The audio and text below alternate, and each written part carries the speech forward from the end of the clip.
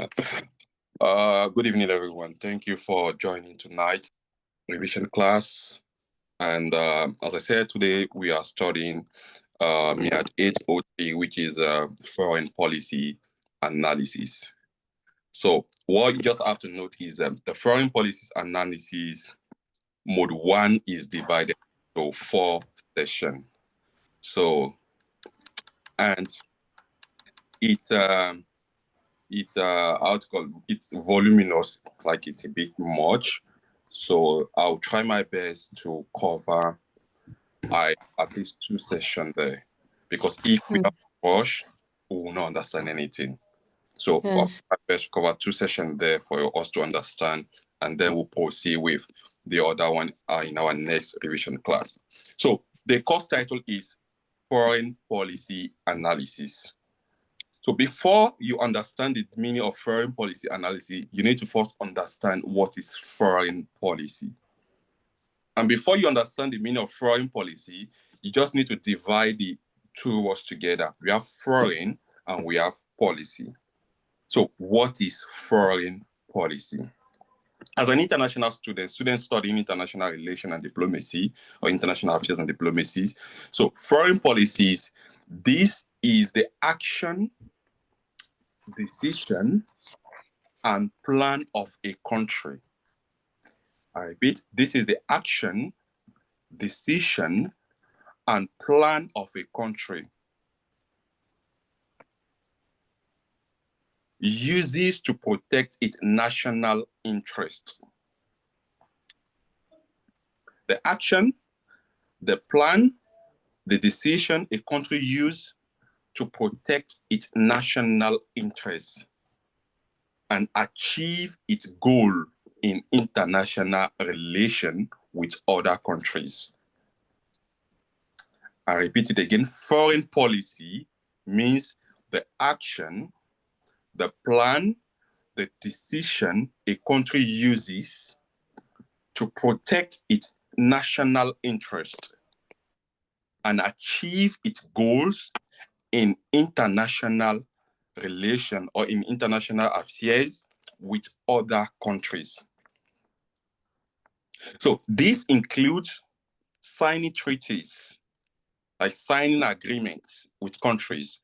When you see Nigeria currently, President Bola Ahmed Tinubu is not in Nigeria, he's out of Nigeria. So I think he will visit South Africa, some countries of South Africa and other countries, 3 countries. So is trying to do a bilateral relation with them, like finding a relation with them. So signing treaties, joining international organizations. You see countries joining ECOWAS, OPEC, United Nations Organization, and the likes. Making trade agreements. You agree with countries on business matters. Understand? And declaring war or making peace or closing borders and the likes. Understand? So when we talk about foreign policy, it talks about the interest of a country, how you safeguard the interest of the country in international sphere. So this course now talks about foreign policy analysis. How do we analyze that policy? The policy we make to protect our interests, how do we analyze it? So now, what is now the foreign policy analysis? You know, we've explained foreign policy now. Now, what is now foreign policy analysis? The word analysis is just the one that is added to the word foreign policy. So it's like analyzing foreign policy. So just like analyzing foreign policy. So foreign policy analysis is a subfield in international relation, like is part of the field in international relation or international diplomacy that study how countries make decision and why they make such decision. It study how countries make decision and why they make decision. You know, when we're explaining the meaning of foreign policy, we are talking about the plan, the action and the decision we make. But the foreign policy will now explain to us, why did we make that action? Why did we make that decision? Or why did we plan like this? Why did Nigeria as a country join ECOWAS? Why did Nigeria as a country join United Nations? So it's the foreign policy analysis that will explain that one in details for us. Understand? So it look at the people and the process behind each country decision. Understand? It look at the people and the process. The people and the process behind each country decision. So that's about foreign policy. So you try to analyze the foreign policy of a particular country by knowing why did the country make such a decision, and how did they make decision, and what is the outcome of such decision. Am I communicating? Yes. So it tends to answer the question, why did Nigeria send peacekeeping in Liberia when there was war in Liberia? Why did Nigeria send people to Liberia, peacekeeping to Liberia? Why did Nigeria send peacekeeping to Sierra Leone when there was war there? You understand? So if you are not studying this course, you will think that Nigeria is trying to help. But to help in what? In which way? So it's foreign policy analysis that will explain to you that, if Nigeria send its peacekeeping mission to Liberia or Sierra Leone, they want to achieve something. And what do they want to achieve? That is why we are studying this thing. Or it's trying to explain also, why is it that United Nations bombed Japan? I think we all know about the bombing of Japan. So so the analysis that happen when we try to know the decision, why a country makes such a decision, it's what we call about foreign policies. You understand? Yes. Foreign policies focuses on 4 important things. Foreign policies focuses on 4 important things. Understand? Number 1 thing is the actors. The actors. That is who make the decision. Who make the decision in the country. It can be the president, the ministers, the diplomat, the advisors. That's the first thing foreign policies trying to, focus on. The number 2 thing foreign policy focus on is the process. The process of making a decision. How did this country make such a decision? Listen, let's take the example. In 2019, President Muhammadu Buhari closed Nigerian borders. We know we studied Buhari as the actor, but how did he make such decision? Listen, that is a process. The process of making such decision. It will not just wake up one day and close Nigerian borders. You have to pass through something. What is the process? The number 3 is the environment. The number 3 thing that the foreign policy analysis focuses on is number 3 is environment. And when we talk about environment, we make mention of domestic and international environment. Domestic means my own country. The international mean is how is other countries seeing me after I make my decision. Buhari close border. He want to save Nigeria. But how is neighboring countries seeing Buhari and Nigeria? So that is the environment. How is the international organization or international community seeing Nigeria during that period? Why the 4th one, foreign policy analysis focus is the outcome. What is the end result of making a decision? What do we achieve after making a decision? We tend to protect our national interests. Buhari closed the neighboring border just to protect Nigeria's interests. But the question is, what is the outcome? Did he achieve his aim and objective? So you as students studying foreign policy or studying international affairs or international diplomacy, you should be able to use this 4 focus to analyze the decision of Buhari. Am I communicating? If I'm too far, let me know so I can go back. No, it's okay. We are getting you.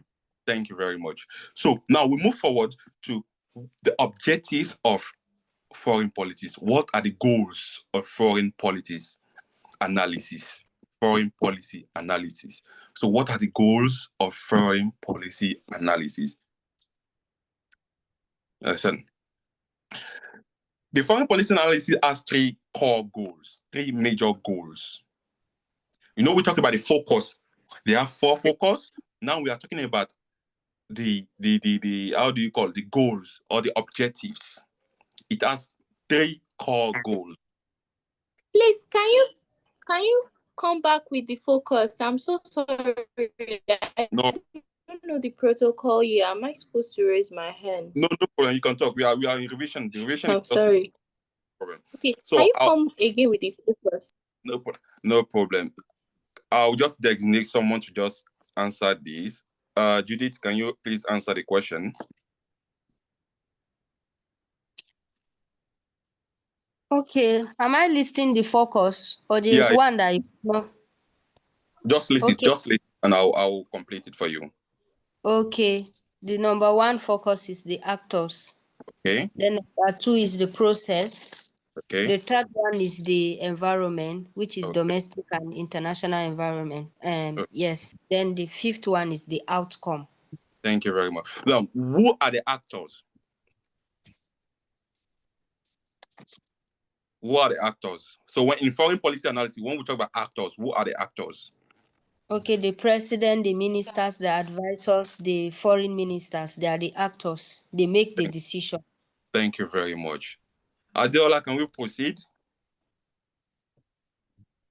She said yes. I can see the thumb.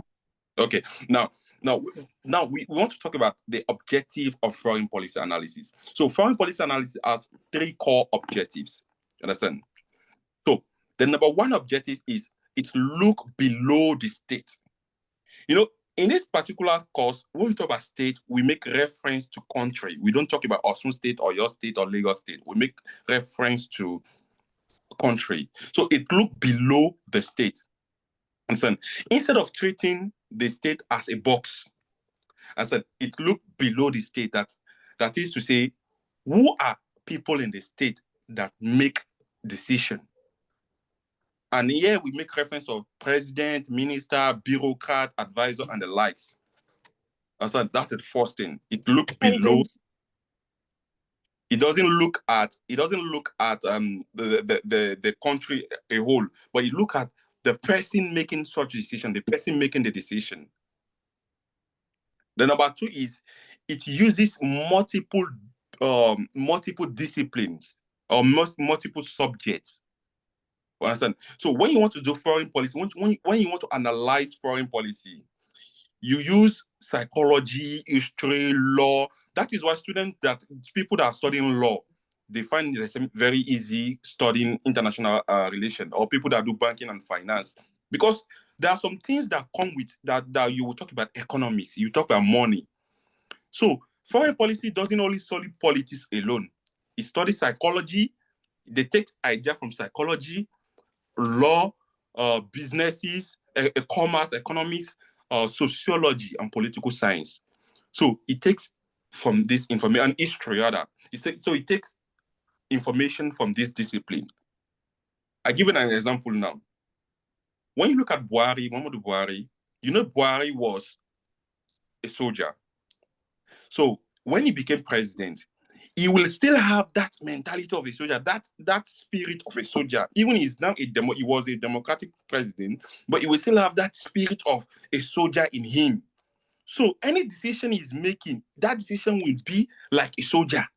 So anybody that wants to interact with Buhari by that time, or anybody sending his ambassador to Nigeria to interact with Buhari, they will need to study how Buhari operates when he was a soldier. Understand? So that means they study history. They take him back to history. So depending on how do you call in law, or depending on your agreement, your negotiation you want to go for, or the discussion you want to go for, you need to study the person you want to talk with. Who is this person? You need to understand the person to know how you can interact with them or how you can convince them. It's like me, before I come to this class, I know that not everyone here is study, how do you call, politics in first degree. So I prepare myself that, okay, I will try to do my best to explain it in a way that everyone will understand, even if you are not from the political science background. So the same thing applicable to foreign policy analysis. They try to take information from some disciplines, such as political science, history, law, sociology, and name it. You understand? So the third one is foreign policies analyze both the process and the outcome. That was an objective. It analyzes both the process and the outcome. What is the process that we follow to make this law? And what is the outcome of such law? Understand? Like, it tends to talk about three things here, like how decisions are made, and why was it made, and what is the result. How decisions are made, and why was it made, and what is the result. Am I communicating? Let me just give you an example, a visible example now. Now, in 2019, President Muhammadu Buhari closed Nigerian land borders. Understand? This is because policymakers believe that people were smuggling things to Nigeria, and it was affecting Nigerian security. So because people were smuggling things from Benin Republic, that is a neighboring country, from Niger, from Chad, they are neighboring country, from Cameroon, these are neighboring countries to Nigeria, and people were smuggling things into Nigeria. And this is affecting Nigerian security. That is why Muhammadu Buhari in 2019 asked for the closure of all land borders. You understand? So how did he make the decision? He made the decision because policymakers sense that if we don't close our border, Nigeria will face wahala because we will accommodate people that are not part of us, and this will affect our national security. But the question now will be, what was the result? Did we achieve our aim? Left to people in the administration if they achieve the aims. Am I communicating? Yes. Can I proceed? Yes. Thank you very much. Now, proceed. Thank you very much. Now, foreign policies as its type. Understand? We have types of foreign policies. Understand? We have three types of foreign policies. You know, we've talked about the focus of foreign policies, talk about the objectives of foreign policies. Now, what are the types of foreign policies? Understand? So I said we have three types of foreign policies. And what are the types of foreign policies?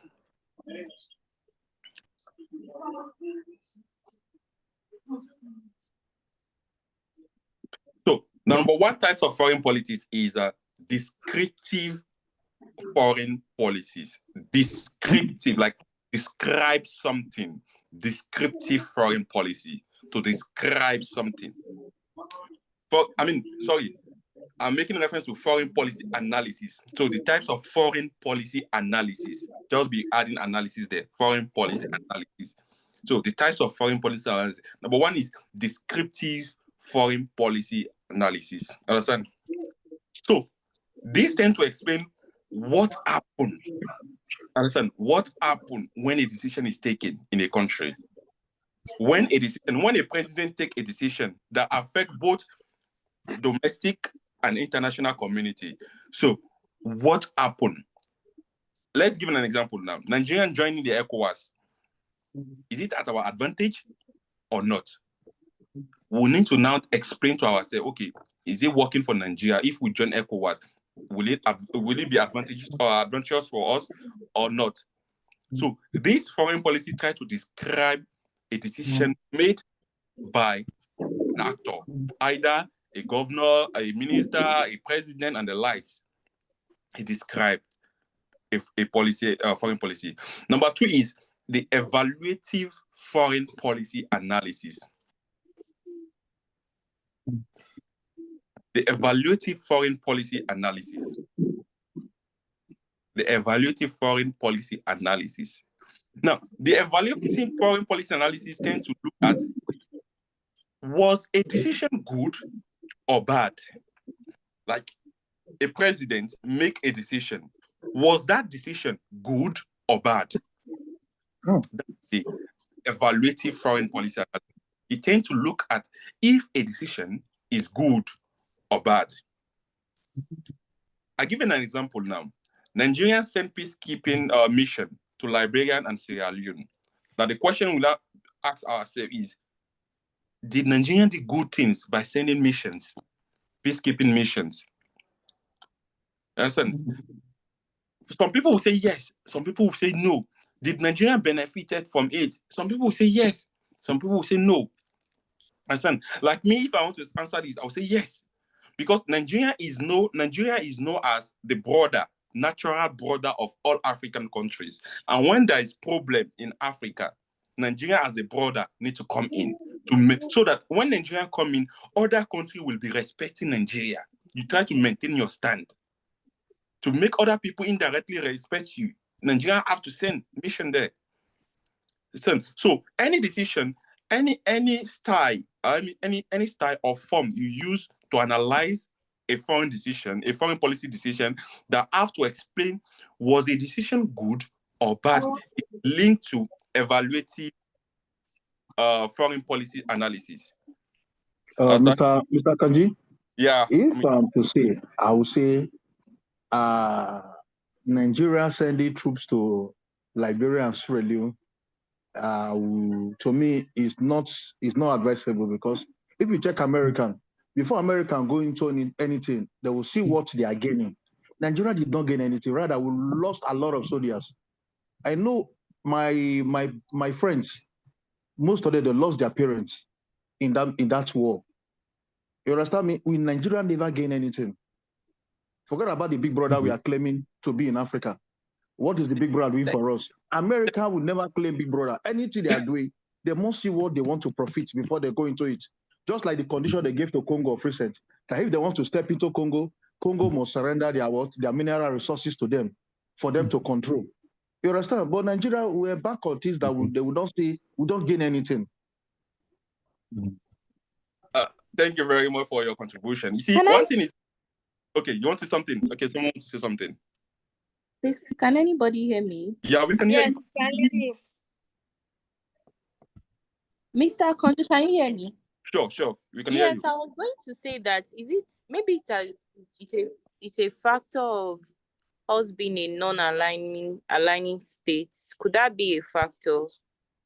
That we are not aligning with we don't pick sides when it comes to war. We don't usually pick sides as a country.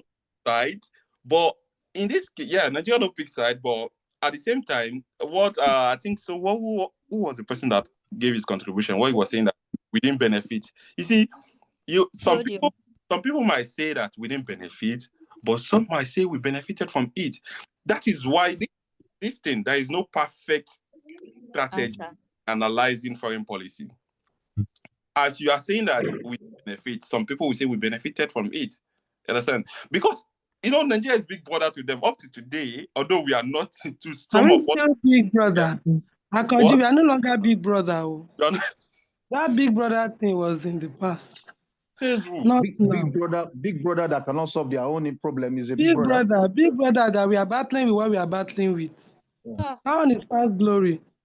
So, but one of the reasons why, Mr. Akanji, we are still big brother.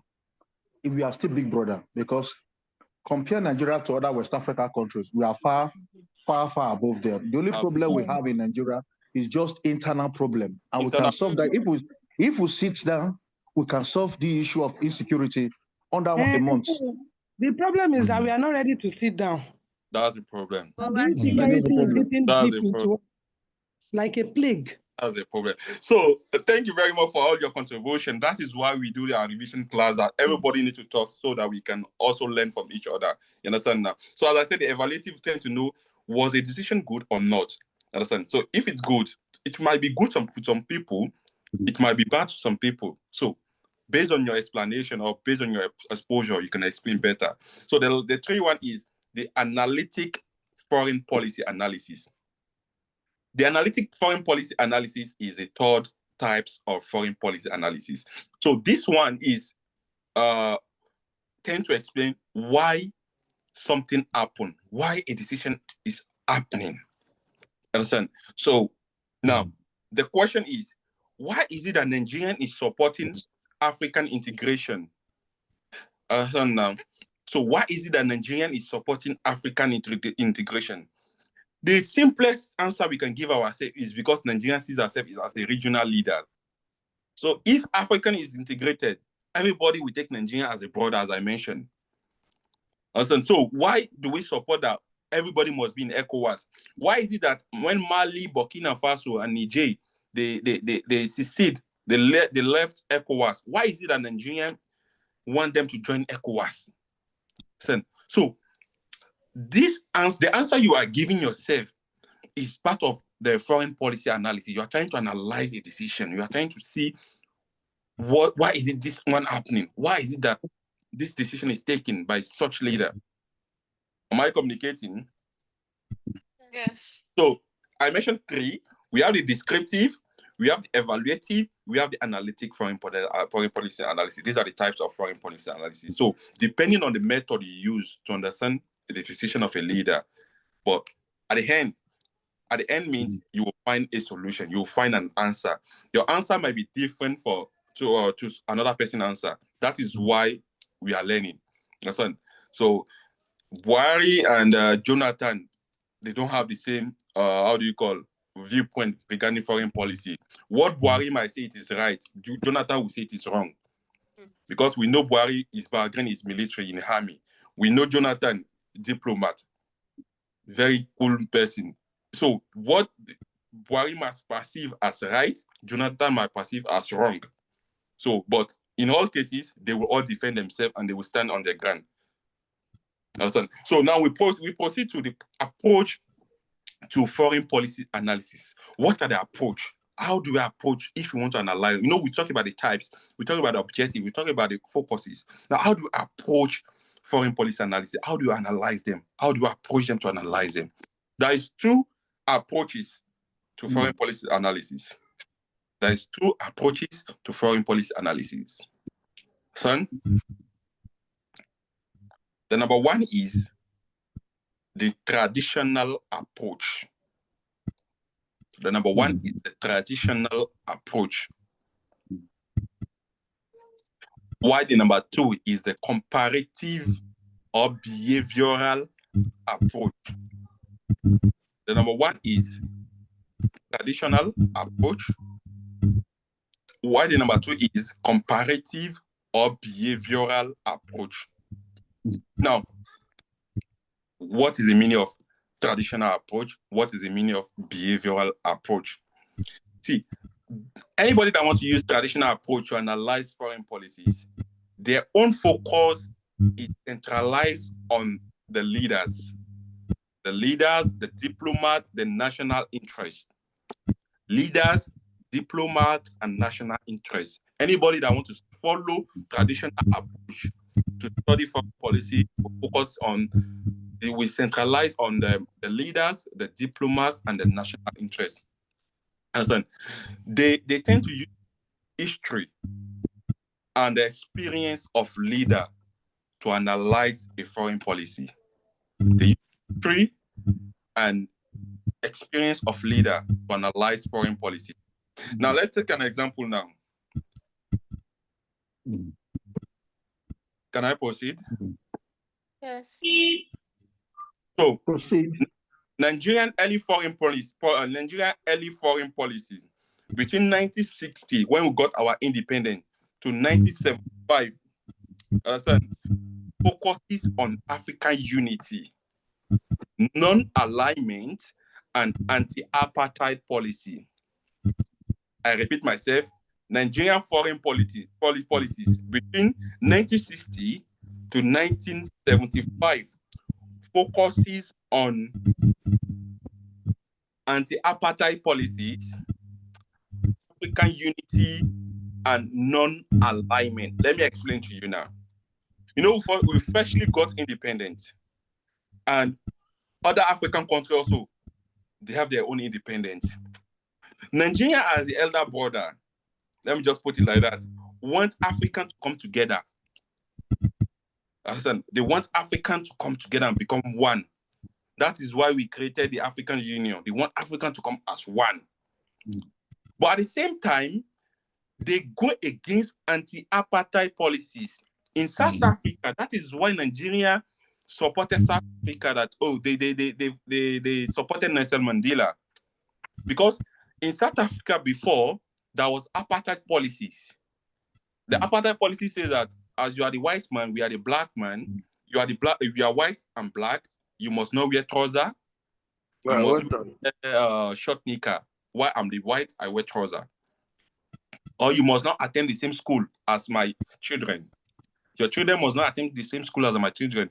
You must not go to the same market as me. You must not go to the same hospital as me. That's apartheid policy. Policy that goes or that goes against some part of people in a community. So Nigeria against that one. And the non-alignment, no, Nigeria doesn't support anybody. If you like, if the whole world wants. Who's talking? Let me just mute. Sorry, I want to mute him. Okay. So non-alignment. If even the whole world want to fight, Nigeria will not support anybody. Nigeria will just stay at the middle. That's our early foreign policy decision. Our leaders then, these are the three major things they focus on. They protect Nigerian interests, yes, but they want Africa to be united. At the same time, non-aligning with any bloc, either the Western bloc or the Eastern bloc. And they don't want anything like apartheid policies in Africa.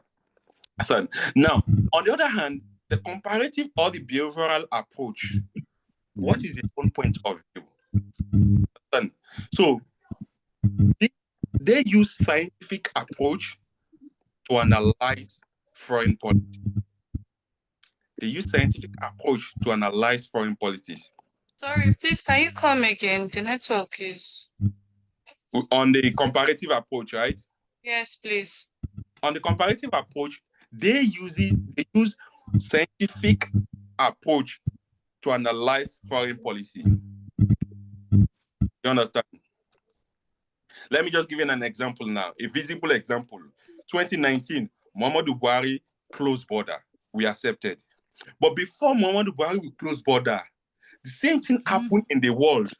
Somalia, understand? The same thing happened between Kenya and Somalia. Kenya closed its border with Somalia. So as a student or as an expert in foreign policy analysis, you will now try to compare, did Kenya achieve its aims and objectives by closing border with Somalia? If yes, definitely, if Nigeria apply the same principle, it will work for Nigeria. So based on available data, based on available information, you compare and you contrast. Will it favor Nigeria if you close border? Kenya closed its own border with Somalia. It favored them. Definitely, if Nigeria try it, it will favor Nigeria. Understand? So in 1989, what? Is it a must that it must favor? If A closes his border and it's favored them, is it compulsory that B must, when B closes to favor him? No, I don't agree with that. Is it? It might not. Close our own. Yes. No, it may not favor. Foreign policy analysis. Foreign policy analysis. So it's an analysis. So the scientific approach is using method that has worked for another country and adopt it to our own country, hoping that it will work. That's just the scientific approach. It's not an argument of either it works or not. Do you get it? It's okay. It may work, it may not work. You understand? Another example is in 1989, India closes its border with how do you call Nepal? India closes its border with Nepal. So let me just give you an example now. Let's say you are a senator. You are a senator, and they brought this matter to the House, and you are to decide if Nigeria should close its border or not. Listen, you say if you support the motion, say hi. If against the motion, say nay. But before you say hi or you say nay, you must have an argument. And you can use the argument of Kenya closing its border with Somalia as your own argument. Or India closes its border with Nepal. You understand? It's just you using your how you call your insights, your information you have at hand to analyze how your decision you will make as a senator will affect Nigeria either in positive way or in negative way. Are we communicating? Yes. Thank you very much. Yes, we are. If I pass, let me know. So I will slow down. Slow down a bit. Oh, okay, thank you very much. That's what I want. We slow down. Are you still on comparative approach? Yeah. That was what I was explaining. Do you want? I just joined now, and that's what I met you explaining. Okay. So I wanted to understand. Let's go back. I'll just ask someone to explain. So we were talking about approaches in foreign policy analysis. I want Adeola to explain the number 1, and I want Judy to explain the number 2. So you can note it now. Please, you can mute yourself, Adeola. Okay. Thank you very much. Sorry. So, according to what Mr. Akanji taught us, he said the traditional approach over time, you could use it to, analyze foreign policies. And those people that use the traditional approach are usually traditional leaders, diplomats. I didn't catch the third one, but then these are like the ones I know. I'll continue. And also, one of the things that has helped us over time as Nigerians is, number 1, we follow the African unity, non-alignment, and anti-apartheid policies. So yeah, that's like what I understand by it, Sha. Basically, you just need like diplomats, people that are intelligent enough to make those decisions without having, based on maybe policies from maybe traditional methods of ruling, or other factors could influence them. But you just know that they are making it not based on facts or figures. They are making it based on what they think is right. Do you understand? Am I still speaking? Yeah, you are speaking. Yeah. Okay, my network is acting up. So Judy, yes, that's what I know. Yeah, Thank you. That's good. Judy can explain the second one. Okay, so the second one talks about comparative or behavioral approach. And based on my own understanding, what Mr. Akanji said is using the scientific approach to analyze foreign policy or analysis, how will I put it? And he make example with Kenya and Somalia, whereby the Kenya closes their border and it favored them. So if Nigeria use that method, will it favor us as well? So in summary, using someone's past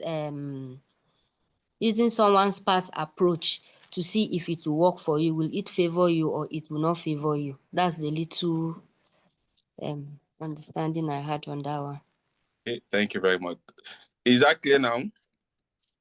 Yes, it's clear to an extent, because do you have any question regarding that? I'm sorry for coming late. I just came back from work. Do you have any question regarding that one? I'm trying to juxtapose both of them now, and I'm trying to see the correlation between both of them. From her explanation, traditional approach means that foreign policy should be handled by officials, people like diplomats. From what she says now, that people that know so much. I'm coming before you continue. See, the traditional approach, it analyzes actors. Understand? That is the leaders, the actors, and our first. Do you understand? Yeah. So continue from what you are saying. Continue from. Okay. From what I heard her explained, she mentioned that this traditional approach uses what's it called now? It uses policies from professionals to analyze foreign policy. Then this comparative approach uses other people's experiences, what other people have faced, fact and figure, to analyze fact and figure. Let me add that. So facts and figure. to analyze its own foreign policy. Then this comparative approach now, they will still need, I just feel that they are still going to use diplomats. I mean, thank you. They're still going to need diplomats, but what you tend to analyze is you tend to compare one law in another country, in another territory, with another law in another country. So we don't mind who make that law. Understand? So if I make a law in the UK and it favor me, will I make that same law in Nigeria and will I favor Nigeria? Is Nigeria having the same reality with UK? Understand? So we don't care who make a law, but will that law favor us? Before we make that law, will that law favor us or will it not favor us? So the approach, so it's like the comparative will complement the traditional. Let me just put it like that. Because when you are trying to do the comparative, you will bring in those actors. It can be the diplomat, it can be the minister, it can be the president or the prime minister in some cases. So you will study them also. That why did this person make such decision? Is it due to the national interest of their country? Do we have the same national interest with them? Nigerian national interest is different from UK national interest. So you try to compare and contrast, and your outcome will decide the decision you will make. Okay, so in essence, comparative just means to compare. Yeah. Yeah. All right. Thank you very much. Thank you very much. So we proceed now. Now we talked about the evolution of foreign policy analysis. How did foreign policy analysis come? No, we talk about foreign policy. Foreign policy exists, but the analysis of foreign policies, where did it come from? And how was it born? And how it developed and how it looks like currently. You get? So before you understand the evolution of foreign policy analysis, you just have to know that international relation, there was things that international relation was lagging behind that they cannot explain. Our diplomats or our specialists, there are things that they cannot explain. So they now come with this theory of foreign policy analysis. So the foreign policy analysis theory now explains things that scientific research or diplomat cannot explain. Understand? But foreign policy analysis has four evolution. Yeah, it has four evolution. Like it moved from one stage to another stage to another stage. But currently, that we are talking about the contemporary foreign policy analysis. Like in 2025, that we're talking about the contemporary foreign policy analysis. But before 2025, in the 1990s, what happened then? So how did foreign policy move from that stage to this stage to this our stage? Because the way we are making law today is different from the way we are making law in the 1990s. Am I communicating? So yes. The foreign policy analysis has four stages. Understand? The number one stage is called it's known as origin. The origin of foreign policy. It is the period. Please, Mr. Akanji, roll back again, please. What? I said roll back. Okay, so the foreign policy analysis has four stages. Understand? The first stage, stage one, is known as the origins of foreign policy analysis. This is the period before the 1950s. Before 1950, how was decision taken that affect international communities before 1950s? You get? So that's the first stage. I will explain all these stages one after the other in a way you understand, but I'll just list the stage. The second stage is called the first generation of foreign policy analysis. The first generation of foreign policy analysis. So this first generation is between 1954 and 1973. 1954 and 1973. That's the first generation of foreign policy analysis. Which means that what's the first stage? The origins of foreign policy analysis. While the second stage is the first generation stage. So, which means that the way they were making law, foreign policy, the way they were making foreign policies. Sorry, please, can you come again with the dates? 1954 till 1973. You understand? So, which means that the way they were making law between this year is different from the way they are making law between 1999 to 2025. So we need to analyze it because each of them complement each other. We don't know. We might see a senator here or how do you call House of Rep member here in the future. So you need to understand how laws are made, especially foreign policies. But the stage two was propelled by three individuals. As in the stage two of foreign policy, the first generation, was propelled by three individuals, which means that it passed through three stages also. That stage two passed through three stages. Understand? So I will need to explain some things, but I will explain one after the other. I will not want it to be blur or for you not to understand, but I will explain one after the other for you to understand better. So the number one, understand? Can you close the door? The number one is we have the let me just spell it. There was three philosophers. Understand? They brought us their own idea regarding foreign policy analysis. So their name is let me spell it. Snyder, that's SNYDER. Snyder and Brooks, BRUCK, Brooks, and Sapin. Sapin is a SAPPIN, Sapin. So they in 1954 they brought on their own perception regarding foreign policy analysis. That was the first stage in the first generation. The second stage in the first generation was James Rusno. James Rusno. That's James is normal. James is JAMEES.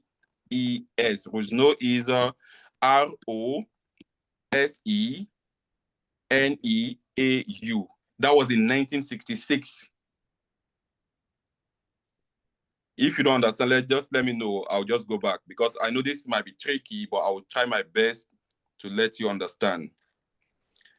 James Rusno in 1966, while the third one is Harold and Margaret. Harold and Margaret in 1956. Harold and Margaret in 1956. So these philosophers that I mentioned, their own perception regarding foreign policy analysis complemented how Harold and Margaret, what the date is, the year? 1956. 1956. Thank you. So after this one, some other people came in, but the most important in our course material, the three they lay emphasis on are the three in our course material. You get it? Yes. So after this three stage, which is the first generation, come the third stage. It comes the third stage. So the third stage. I'm sorry, please. Okay, so these three now, they are under the first generation. Yes. And you were saying something about Aaron and Margaret, no, the three. You're saying that they complemented what? They complemented the current foreign policy that we have now. The complementary foreign policy. So it's like how do you call it? We talk about the first generation, the origin, the first generation, the second generation, and the last one is the contemporary foreign policy. You get it? So it's like getting information from those people that were practicing law. You are a law student, you have to make reference to those people that was doing law. You get it? So you make reference to the past information you have. So before you make law, before you talk in the House of Rep or House of Senate today, you just have to make reference to something that may probably existed before. You understand? So that's what we are trying to understand, the origin of foreign policy analysis. Sorry, more like we are courting them. Yeah. Okay. So the stage 3 is the second generation. The second generation is between 1974 to 1993. Stage 3 is also regarded as the second generation of foreign policy analysis, is between 1974 till 1993.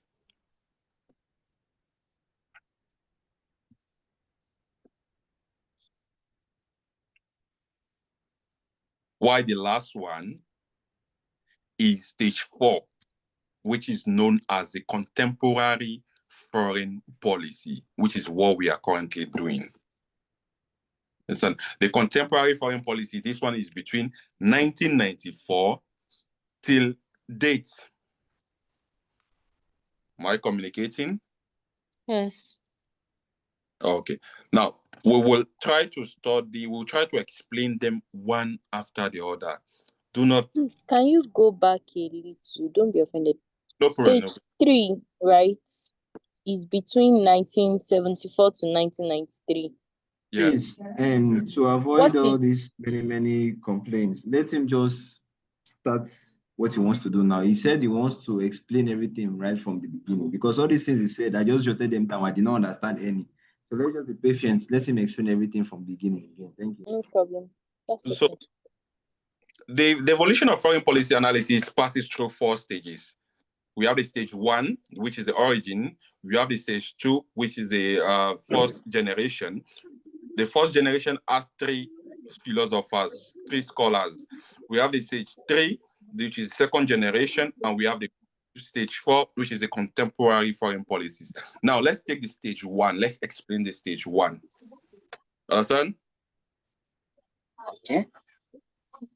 So, before 1950, foreign policies was studied through 2 major disciplines or 2 major viewpoints. For 1950s, foreign was studied. As I said, foreign policy was studied mainly through 2 viewpoints or point of view.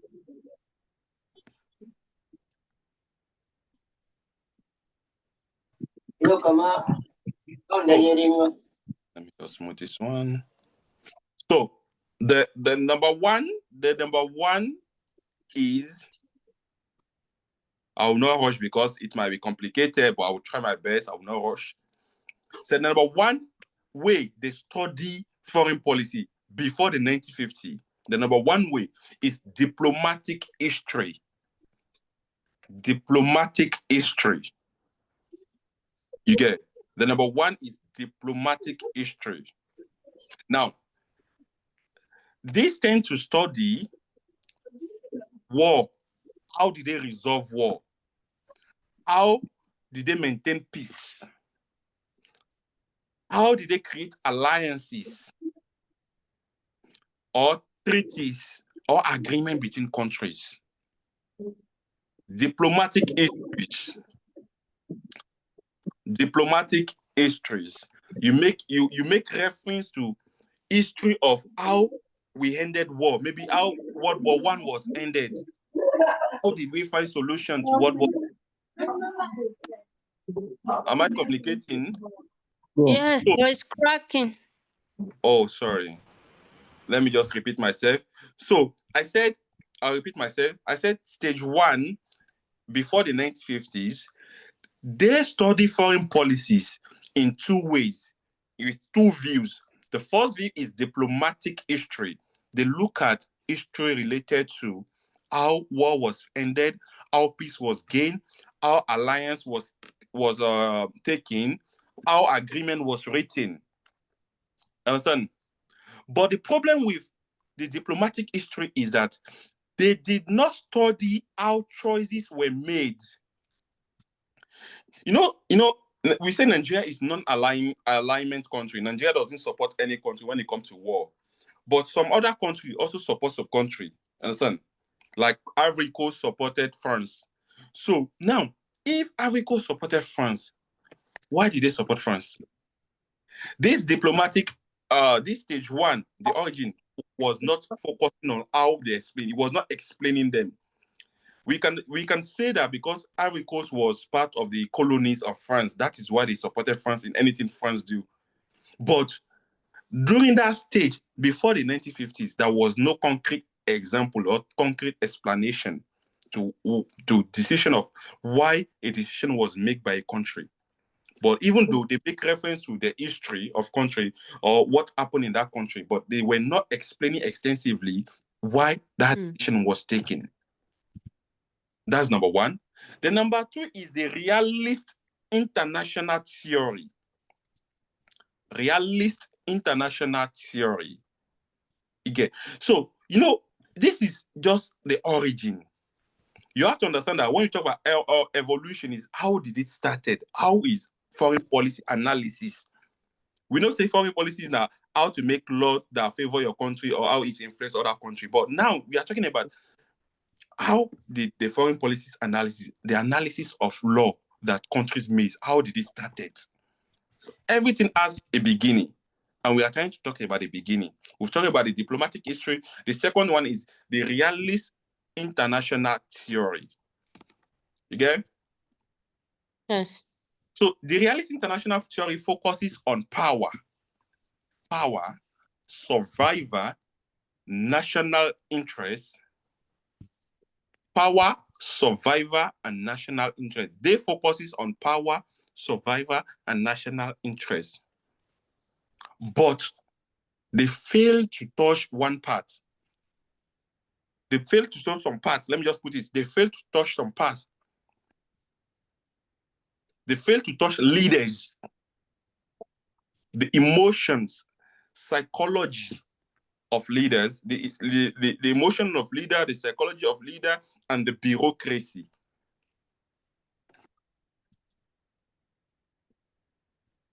They could not explain why leaders make mistake. Do we agree that our leaders, they sometimes make mistake?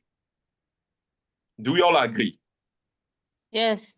So Yes. leaders, we all agree that leaders make mistake. But this realist international theory, they could not explain why a leader will make mistake. Understand? So let me just give you an example. We all know Yakubu Gowon, right? Yes. Yakubu Gowon said in 1978, Yakubu Gowon said that he said he will return power to the civilian. But in 1979, Yakubu Gowon did not give power to the civilian. Why? You ask yourself, why? You understand? So this theory fails to explain to us that why is it that Yakubu Gowon did not give power to the civilian? Whereas he may mention it that in 1979, 78, he said, I will give power to the civilian. But why did he not give power to civilian in 1979? That is the gaps that this realist international theory did not touch. You understand? So you need to know that this one talks about the power, the survivor, and the national interest. But he forgets to mention the leader's emotion, the psychology of the leader. How does the leader feel? Yakubu Gowon has tasted power, and he promised to give it to the civilian. Do you think it's easy to just leave power? That is what you see today. Some presidents in West Africa, they have to use 2 tenure, but you see them, they are using 3 tenures. In Cameroon, the leaders I think is in his 7th tenure. In Cote d'Ivoire, is going to the 4th tenure. Where the constitution said they should use 2 tenure. So you now ask yourself, why is it that this president don't want to leave power after the tenure? The same thing wanted to happen in Nigeria. Olusegun Obasanjo wanted to do 3 tenure. It's because the Senate declined him. You understand? So this is what these people tend to understand. They tend to analyze.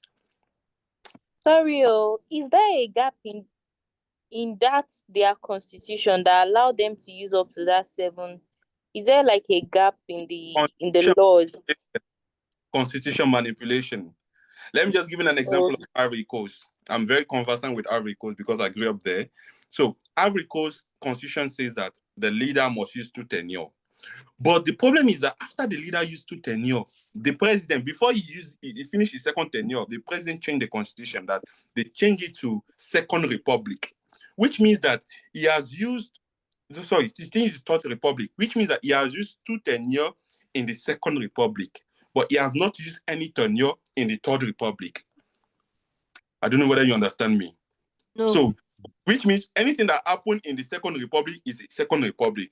So, 3rd republic means that we are starting from afresh.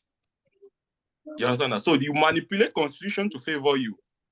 Not that the constitution favored them, but they manipulate it. Obasanjo wanted to do that one, to do 3 tenure that time. It's because the Senate did not, the House of Rep and House of Senate did not approve him. We all know the story. He bribed the House of Senate, House of Rep, but they did not accept him to do 3 tenure. If they give him chance, Obasanjo will have do 3 tenure in Nigeria. But it's because they did not give him chance. Am I communicating? Yes. Okay. Now, the 2nd stage now. Let's talk about the 2nd stage.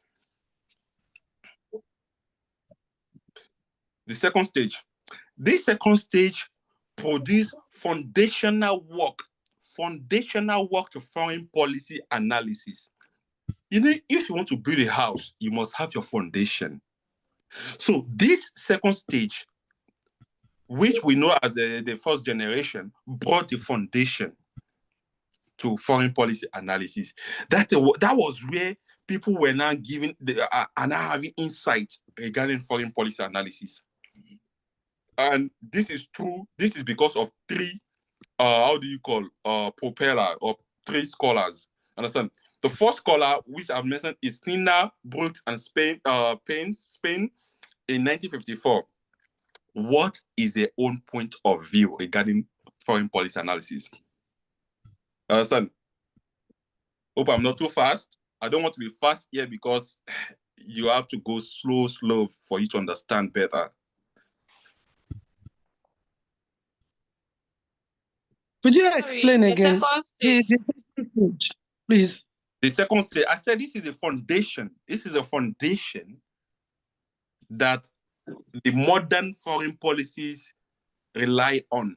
You know, when you have your house, you have your foundation before the other building comes in. So this foreign stage is the 1st one. So I've not explained that part. So we need to talk about the 3 philosophers and what they think about the foreign policy analysis. Yeah. So the 1st the 2nd stage, that is the 1st generation, right? Yeah. That's the foundation. Thank you. Work of modern foreign policies analysis. So the 1st one, I think you've penned it down. We have the Sidna, Bruns, and Sepin in 1954. They agreed that for us to understand foreign policies, for us to understand policy analysis, you need to study the people making decision, not the state. You need to study the people making decision, not the state. That is your own belief. You need to study the people making it. What are the people making it? The actors. The actors we are talking about here, the president, the minister, the diplomat, the advisors. You need to study them, not the country. Understand? So you need to study what? You need to study their motivation. What motivates them to make a decision? Their perception. What do they see or perceive to make a decision? And the context they make that decision. Either domestic context or international context. Is it to protect the international interest or the national interest? I'll give you an example now. Babangida, you see, in 1990, you ask yourself that, why is it that Babangida sent soldiers to Liberia? Wow, seriously. You understand? You ask yourself that, why? I want to mute this person. Sorry, I want to mute them. So you ask yourself that in 19, how do you call them? Why did Nigeria intervene in Liberia, in 1990?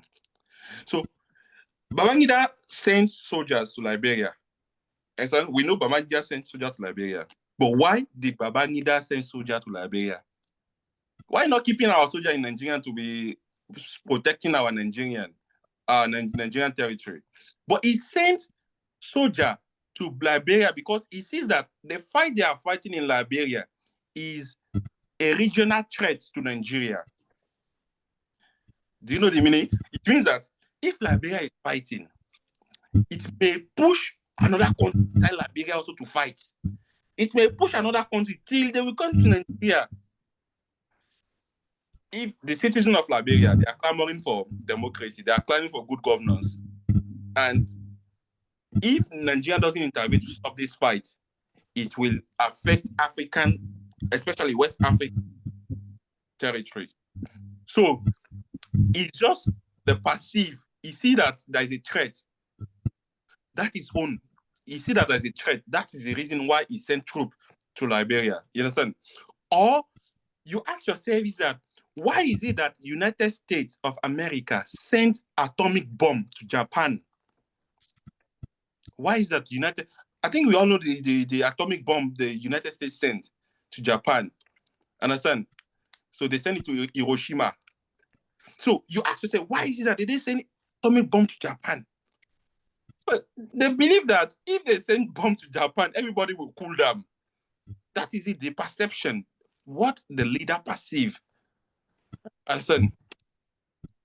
So what did they perceive? The emotion, the perception, or let me just say the decision context. If United States didn't send atomic bomb to Japan, there will not be peace by then. They have to send bomb there so that everybody could cool down. Am I communicating? Yes. Yes. If you have question, you can ask me. It can be tricky, as I said, but if you have question, ask me so I can go back and go back and go back. That's why we are here. Can I proceed? Can I proceed? Yeah. This. The second one is James Rosneau. James Rosneau propelled it in 1966. That was when he propelled his own. Now, he, on his own part, created 5 models, 5 ways you can analyze foreign policies.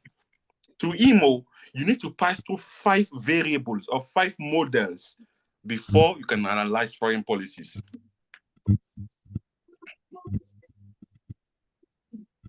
You need to pass through 5 models before you can analyze foreign policy. That is his own perception.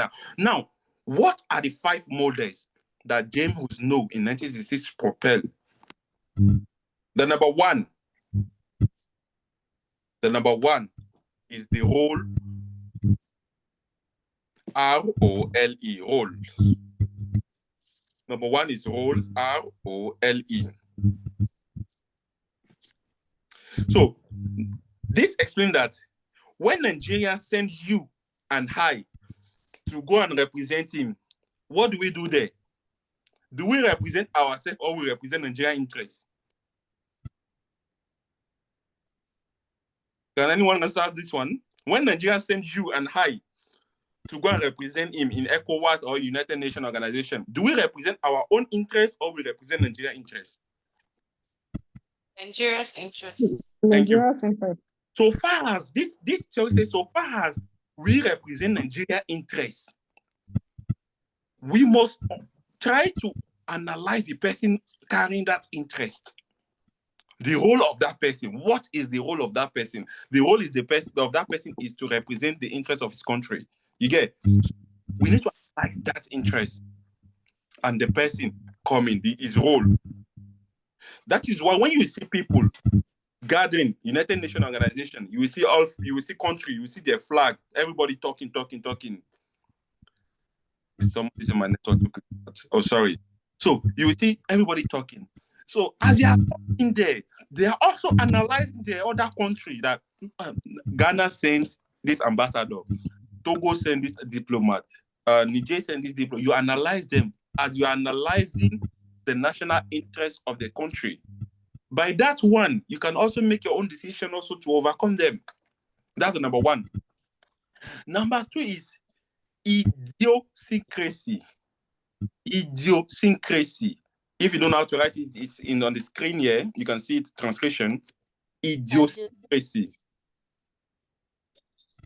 Idiosyncrasy. The idiosyncrasy means individual perception, individual personality. We all know Buhari mindset. Buhari mindset is anti-corruption. So if a diplomat from Ghana wants to go and meet Buhari to talk with Buhari, he will not bribe him because he knows that Buhari no go collect bribe. You understand? So the mindset of a leader, we also need to analyze that one. Understand? The personality of a leader, the mindset of a leader. That's the second thing. This James Kozno say we should analyze also. We are not only analyzing its role, but we need to analyze also its personality. Buhari is no nonsense, anti-corruption, no corruption. That is Buhari mindset. So we need to analyze that one. Whenever you want to do a conversation with him, you need to put that one in your plan. Understand? The number 3 is the government. That is the types of political system in place in that country. Before you go to a country, you want to talk about them. Let's say you are sent to Burkina Faso. Before you go to Burkina Faso, you want to talk about them. You must know the type of political system in place in Burkina Faso. We all know it is military. It is military currently. So you must know if it's democratic or military. If it's democratic, you will know how to face them. If it's democratic, you will know how to face them. You understand? So the political system in a country, we need to also analyze that one also. That is what James Kozno is saying. That's number 3. Can I proceed? Yes.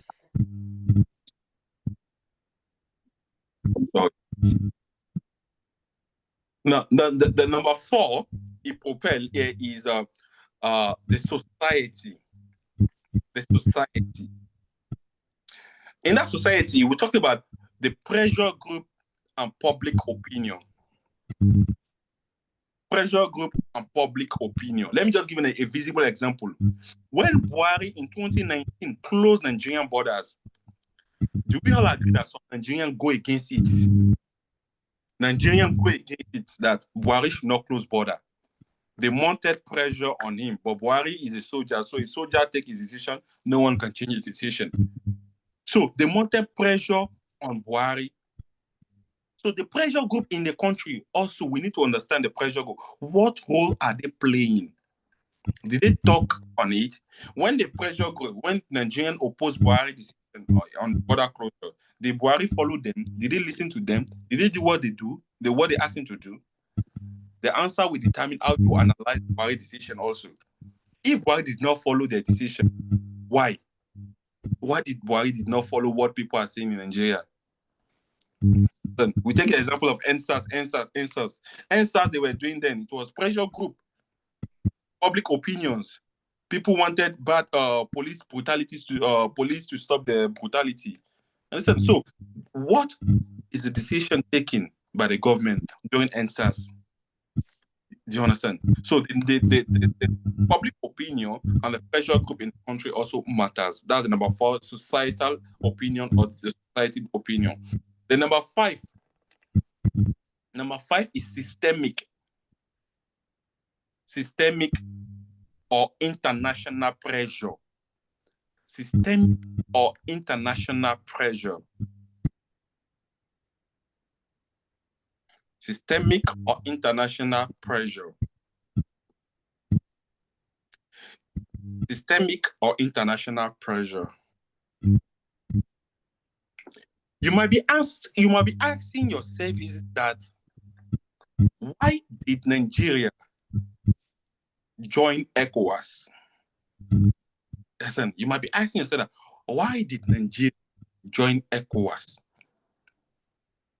It is 2 answers I can give. It's a mixed answer.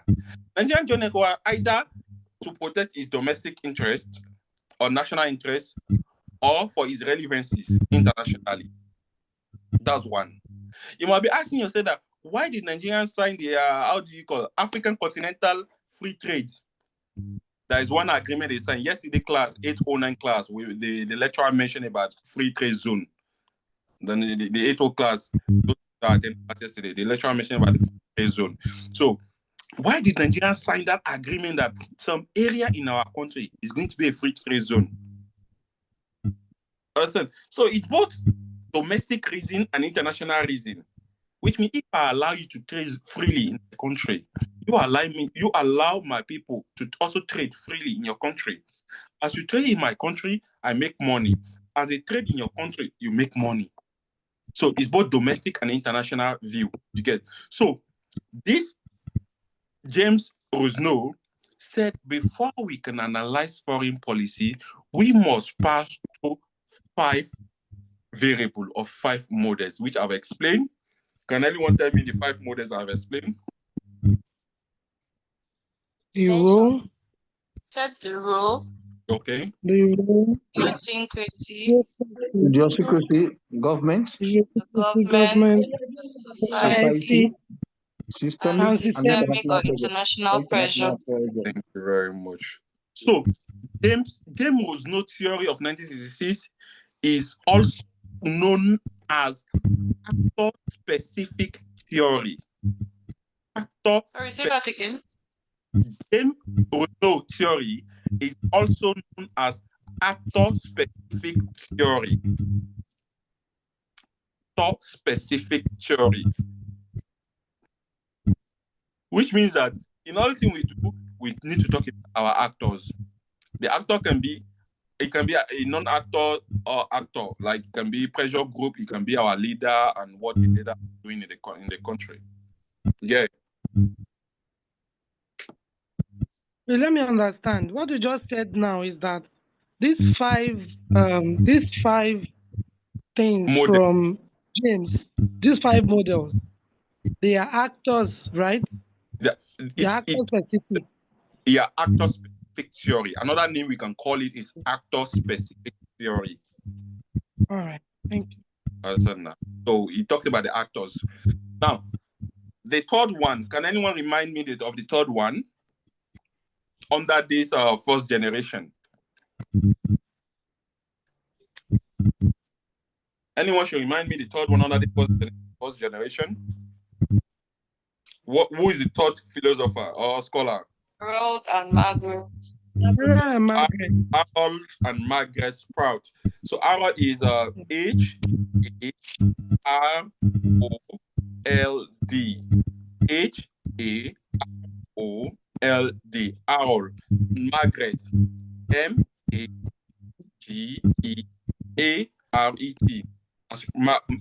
And Margaret Sprout. Sprout is S-P-R-O-U-T. So they proposed their own in 1956. Another name you can call their own theory is psycho-milieu theory. Psycho-milieu theory. Let me spell it. You can see it in the screen, but let me spell it. Psycho is S-P-S-Y-C-H-O.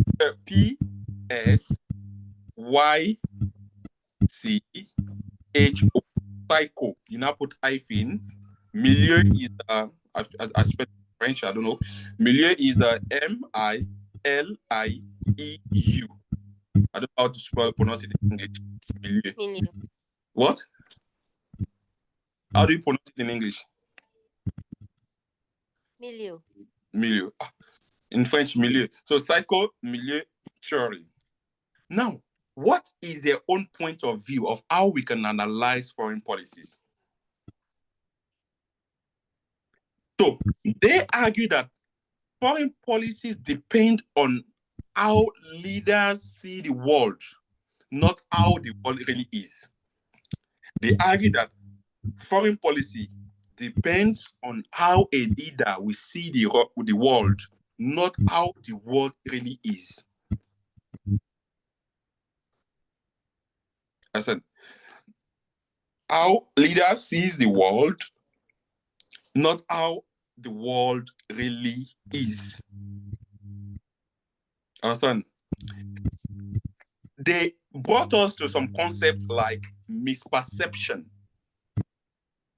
emotional influence, or psychological environment. They brought us to like this. They brought us to some concepts like misperception, psychological environment, and emotional influence.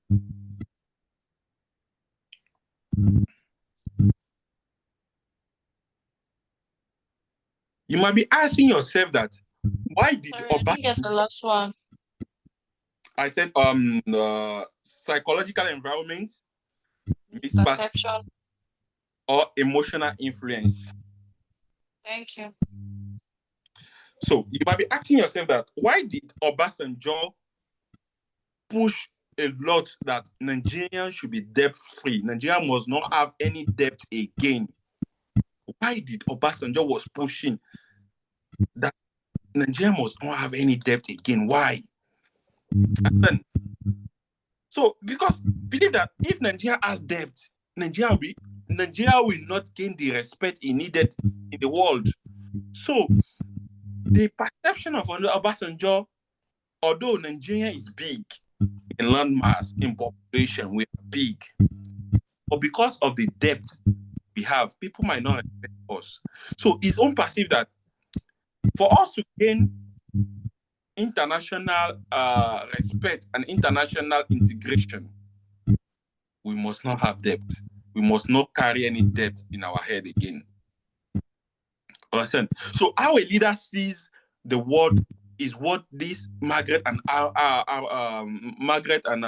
try to analyze. That how is Tinubu seeing the world? How it was seeing Nigeria? You understand? So that is their own point of view. Before we move to stage 3, if you have question, you can ask me question. As I said, it might be tricky or it might be broad to some of you, but we are here to learn. So I would not like to rush any one of you. So if you have question, so far with what we are doing, you can ask me a question before we move to stage 3. Any question? Any question? Any question? Can we proceed? Can we proceed? Yes. Thank you very much. Thank you very much. The stage 3, we have the second generation of foreign policy analysis. The second generation of foreign policy analysis. And this was between 1974 to 1993. It was between 1974 to 1993.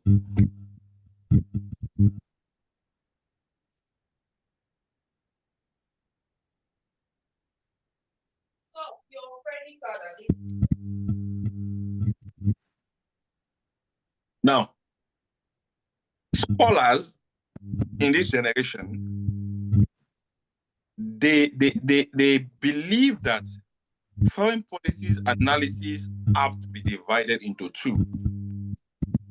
That foreign policy analysis have to be divided into 2. And these 2 major themes are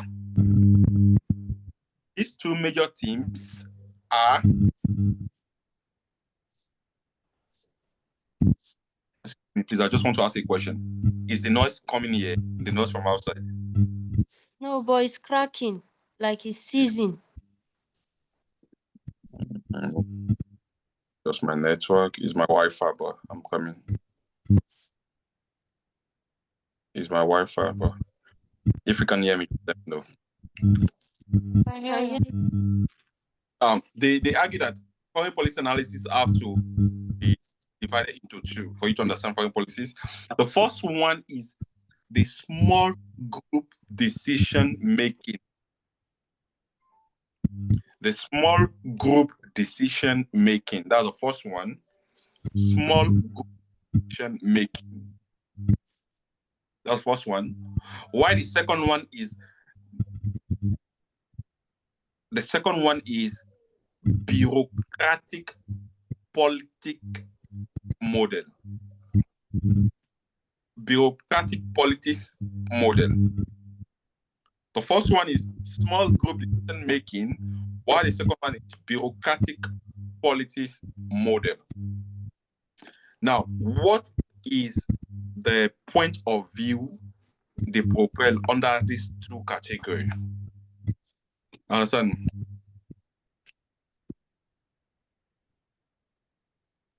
So the first one, the small group decision making was propelled by a scholar, and his name is Irving Janis. That's IRVING. And Janis is J for Juliet, A for Alpha, N for November, I for Indigo, and S for Sierra. Did you know the name? Janice. Somebody said, should I repeat it? Somebody said, should I repeat it? Please repeat it. Okay, I just want to spell it.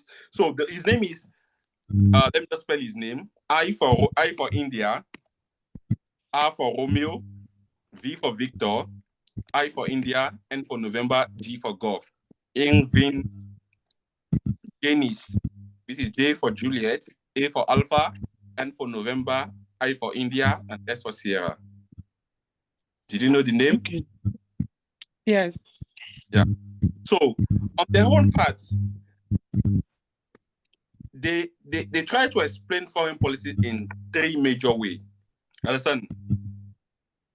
Number one is advisors don't want to challenge their leaders. Advisors don't want to challenge their leaders. That was number one. Number two, opposition is suppressed. That is, they don't want you to oppose. So they believe that so there are some leaders, they don't want you to oppose their decision. So some leaders don't be. The first one I mentioned is advisors don't want to challenge leaders. And we know that in Nigeria, when you are given a post, maybe you are special advisor to a governor, you will not want to challenge your governor, because if you challenge them, your job is lost. Understand? So they don't want that. So, number two is opposition is suppressed. That is, for you to see people that will oppose a leader, it will take time. They believe that people don't want to oppose their leaders. And number three is harmony become more important than correct decision. Harmony become more important than correct decision. Now, in the sense that you don't want to correct a leader. Let me just give you an example. I think Kensaro Wiwa, I don't know whether we know this man, Kensaro Wiwa. Do anyone know this? Have you heard of the name Kensaro Wiwa? Yes. No. In 1995, there was this during Abacha regime, there was this man called Kensaro Wiwa. Kensaro Wiwa was fighting for his people, the Ogoni people. But Abacha sees him as a threat.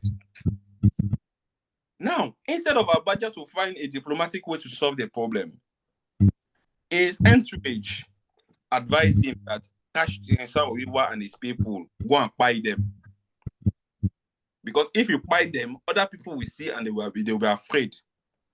So no one was ready to advise Abacha that don't do that. If you do that, it will spoil Nigerian image. But Abacha there will nobody to challenge Abacha. That is what these people are saying, that this man says that when you are given an advisor role, it is very difficult for you to challenge your leader. To oppose that will be very difficult. Instead of that, you will do, if you cannot beat them, you join them, which is the harmony. So you see that Abacha by Kensaro Wiwa with his people in 1995. But what is the repercussion in international community or sphere? It spoiled Nigerian image. Nigeria was banned from most of the international communities. Nigeria was banned from most of the international community because what Abacha did was inhumane. Am I communicating? So these people now believe that small group decision, that there are some small people in the country. These small people, they are powerful. They make decision that decision they are making, larger people in the country cannot against them more. That is their own belief. So we need to study these small people that are making decisions. So in this case of Abacha and his small entourage, we need to study them. Why did they order for the arrest and the buy of Kensaru Wiwa in 1995? Am I communicating? Yes. Sorry, I have a question. You can ask a question. Does it mean that they also looked at the actors? Yeah.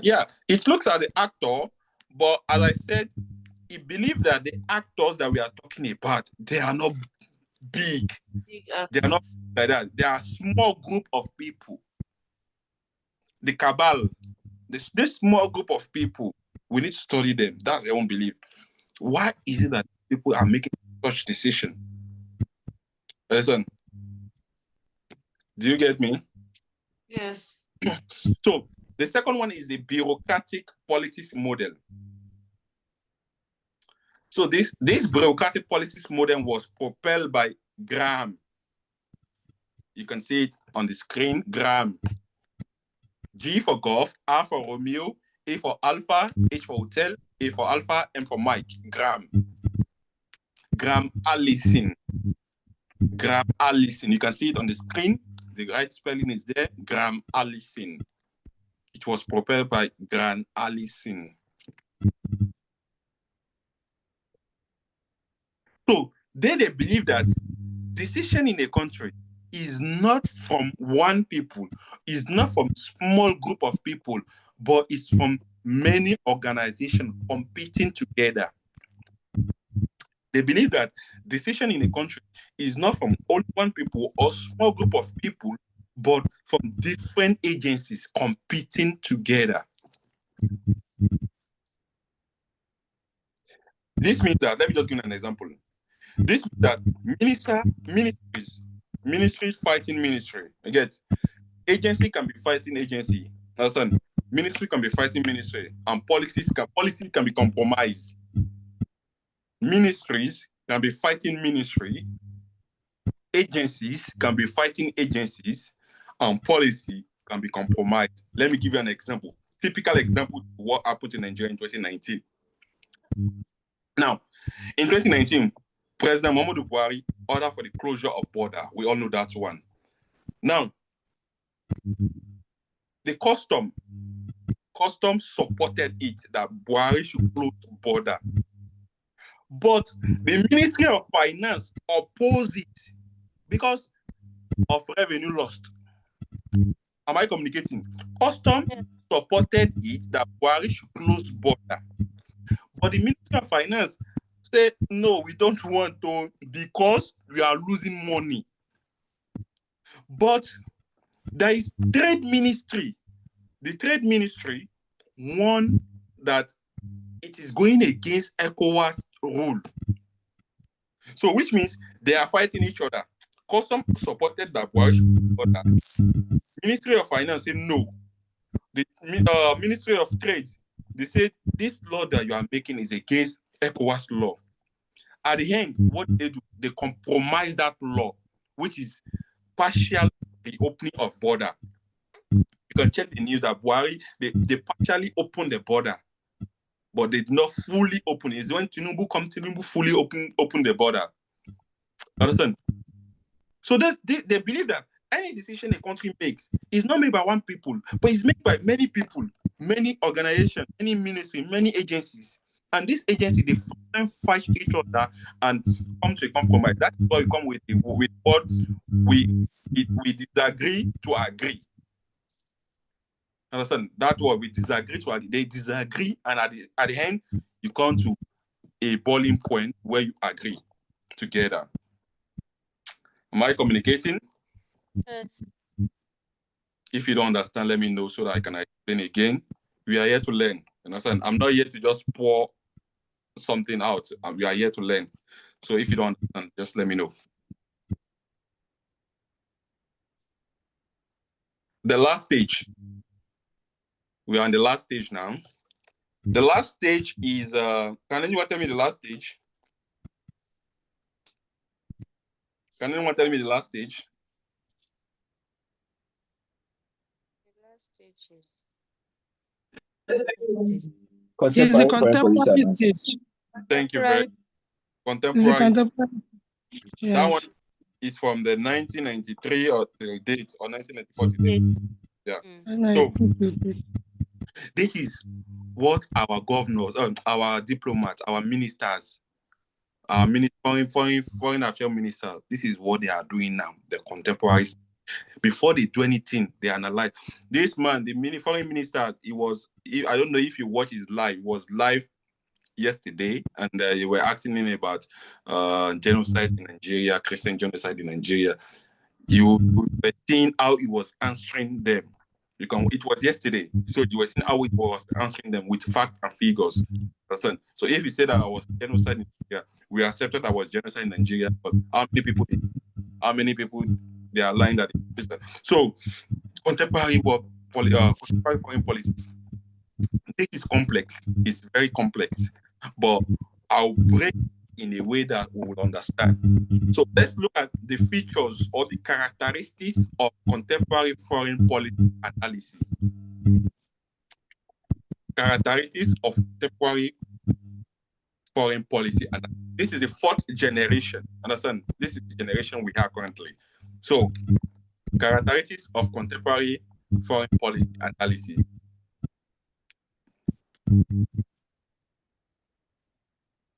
Characteristics of contemporary foreign policy analysis. Can I proceed? Can I proceed? Yes, please. Now, the number one is the rise of non-state actors. This stage, this generation, they believe that you cannot make decision alone.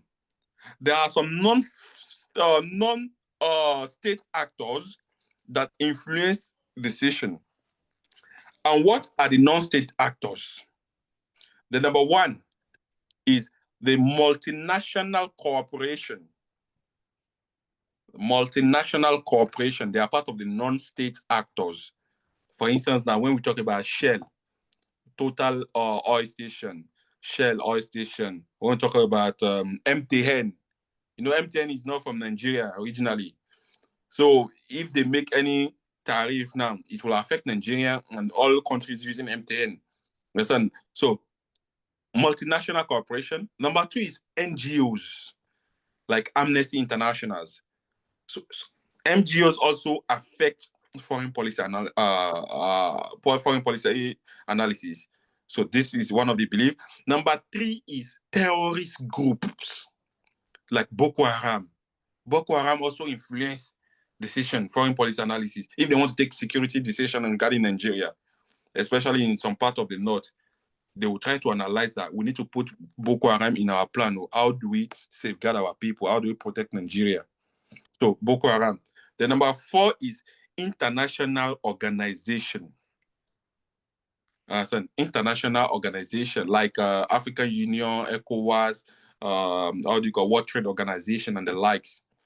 So the rise of non-state actors also. You understand? Let me just give you an example now. There was Twitter ban in Nigeria. People were clamoring for the president to ban Twitter, that we don't want Twitter in Nigeria. It was coming to a stage that people were using VPN to connect to Twitter before they can have access to Twitter. So, you see, Twitter ban, Twitter is not from Nigeria originally. We don't have Twitter company in Nigeria.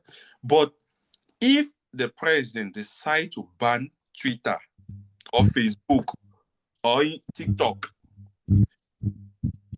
the civil society can put pressure on the president to stop that decision. Understand? Even the global tech organization, the Twitter itself, they can send some emissary or some staff to Nigeria to stop the president because they are also losing money. Understand? Or international media organization, they can send people to Nigeria to put pressure on Nigeria to stop that policy. You get? So, non-state actors influence foreign policy. It's not only state actors, it's not our diplomat, it's not our president, our ministers only. The non-state actors also influence it. So the rise of non-state actors have impact in foreign policy analysis. Am I communicating? Yeah. Now, the number 2 characteristics or features of this contemporary foreign policy analysis. Yes. The number 2 is the role of psychology. The role of psychology. The role of psychology.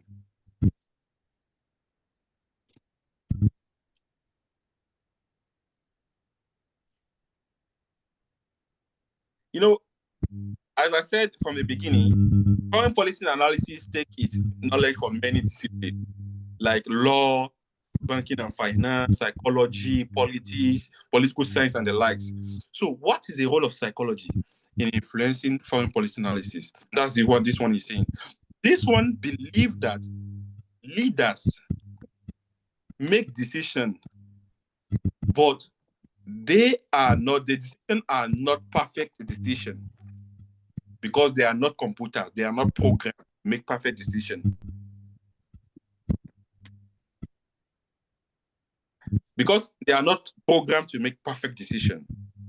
So it's computer you program, like ChatGPT, you just program ChatGPT to give you answers. But leaders, when they make decisions, they don't make perfect decisions. Listen. So it is the belief that leaders are emotional human beings who have fears, beliefs, and personal history. It is the belief that leaders have they are emotionally human beings that have fears, belief, and personal history. Let me just give you an example now. We all know that if Tinubu wants to take a decision regarding Boko Haram in the north, he will have the fear that if we attack the Boko Haram, won't you, some people are in captive. So hope our army will not kill those in captive also. That's a fear. So based on that, you can make your own decision. So based on your belief, based on your fears, or how do you call your history, your personal history, you can make a decision. If it's Buhari or Obasanjo, we know that they are soldiers. They can make rational decision. They can make decision that go and crush them. But someone that is not a soldier will be very cautious to make his own decision. So,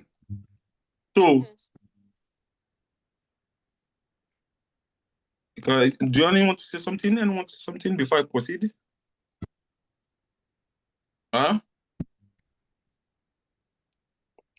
So now, these are the 2 characteristics of how do you call what?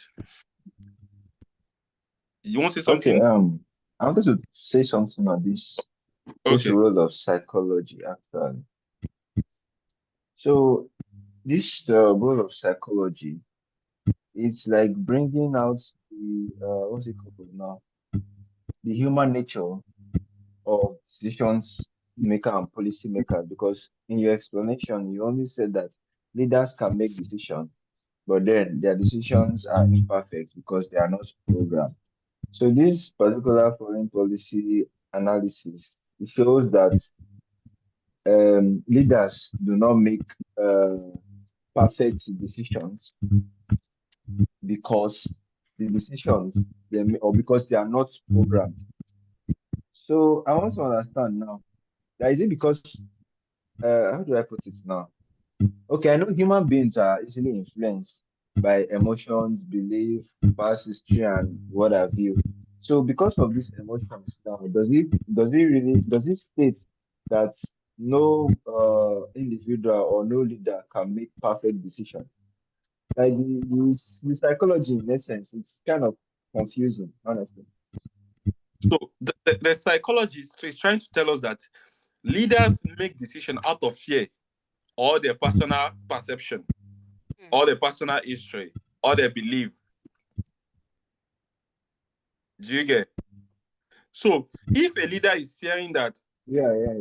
If a leader is saying that if Donald Trump brings his troop to Nigeria, it will not favor Nigeria, what will he do? He will find a solution. If Tinubu is saying that if Donald Trump brought his army to Nigeria, it will not favor Nigeria, what will he do? He will find a solution. Is either a diplomatic solution or himself to go and face the Boko Haram himself or send our soldiers there. So the perception of a leader, the belief, the fears of the leader, psychology talks about the human ways of thinking. So what pushed him to take such decision? He did take a decision because he was scared, or because he was happy, or because he was sad.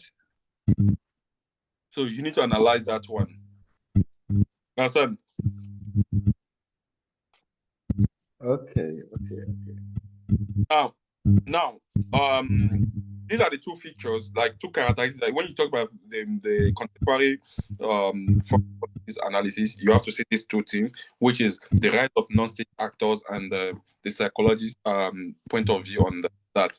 Now, let's look at the modern foreign policy theories. The modern foreign policy theory. The modern foreign policy theories. So, foreign policy theory in the modern, in this generation, we have foreign policies have four theories. Listen, foreign policies has four theories.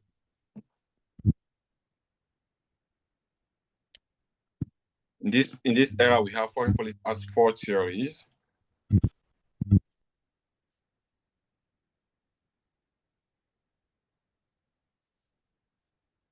Number one theory is the prospect theory. You can see it on the screen. Prospect theory.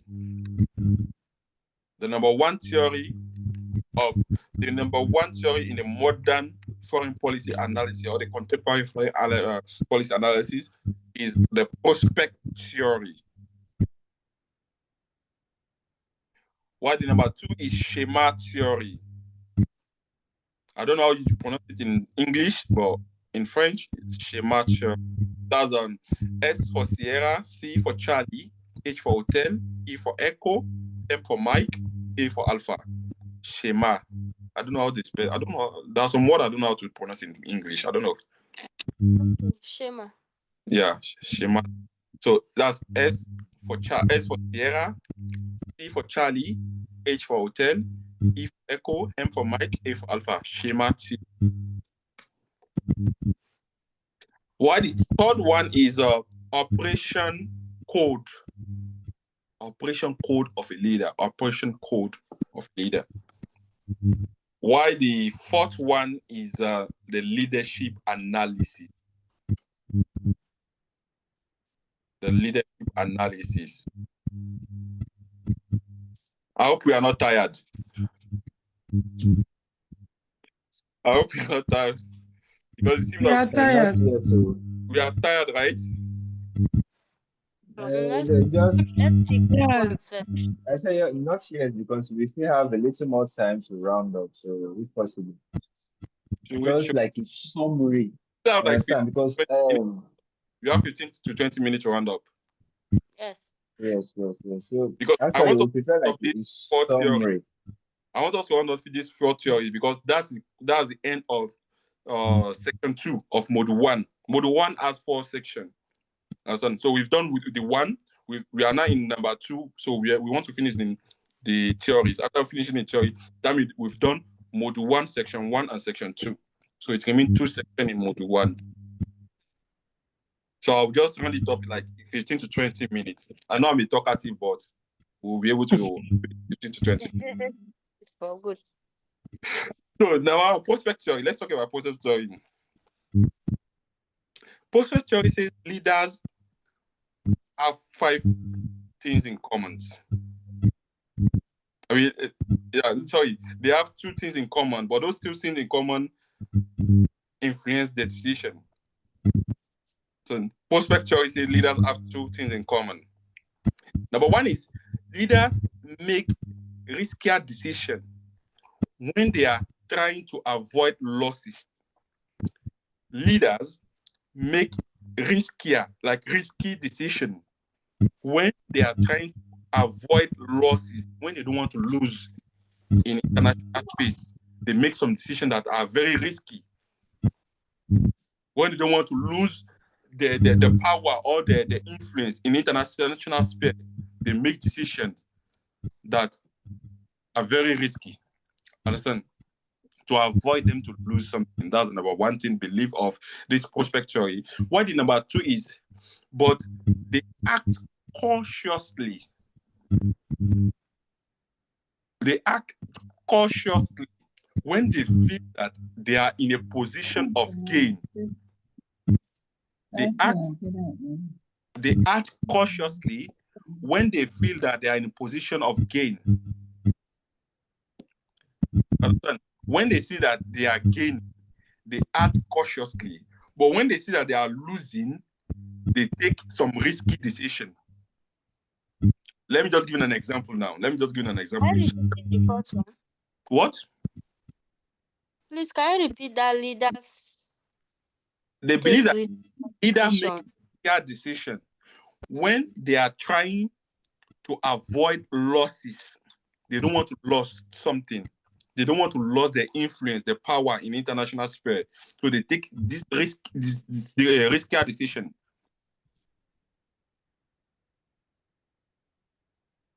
Okay? Why? It also stipulates that they act cautiously when they feel that they are in position of gain. When they want to gain something, they act cautiously in order not to lose that thing they want to gain. I will give you an example for you to understand better. We all know that there is a fight between Russia and Ukraine. And the fight between Russia and Ukraine is territory fight too. Understand? Now, they are fighting, but Russia now perceive that they are losing influence over Ukraine.